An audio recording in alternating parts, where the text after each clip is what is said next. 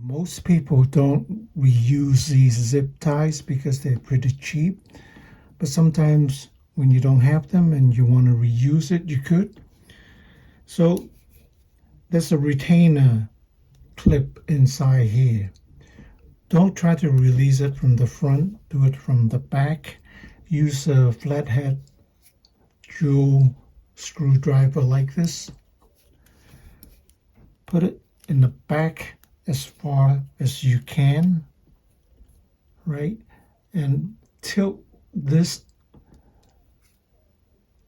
clip back, okay? Push it like this, and then meantime you pull from the top. You pull that zip tie from the top and it will come off very easily. Now you see the retaining clip there. That's all you have to do. Let's do it again.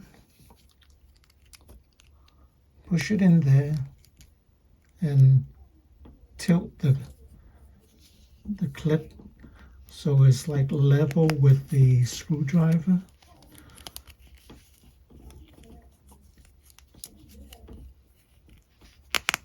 And you can hear it unzipping, right?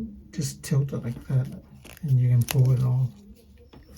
That's all you have to do, and you can reuse it.